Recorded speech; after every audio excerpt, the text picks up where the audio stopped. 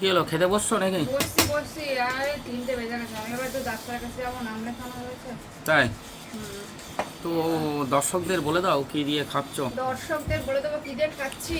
গরম গরম ভাত, হুম সাথে রয়েছে কুমড়ো শাক ভাজা রসুন দিয়ে, হুম তারপরে রয়েছে লাউ চিংড়ি একদম হুম। সুন্দর, হুম। তারপরে রয়েছে কাঠি কচু দিয়ে জিওল মাছের তরকারি, আচ্ছা। আর এদিকে রয়েছে সর্ষে পোস্ত দিয়ে পমফ্রেট মাছ। পমফ্রেট। হুম।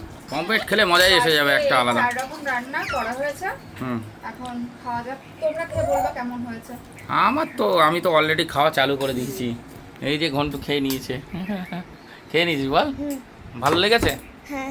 ঠিক আছে, বলবে ঠাম্মিকা পমফ্রেট মাছ দেয়, যা ঠাম্মিরা পমফ্রেট মাছ দিয়ে। এরকম করে তাকিয়ে কোনো লাভ নেই। কেন, ও কীরকম তাকিল? বকা দিয়েছি তাই এরকম করে তাকাচ্ছে। ও থাক, বাচ্চা মানুষ।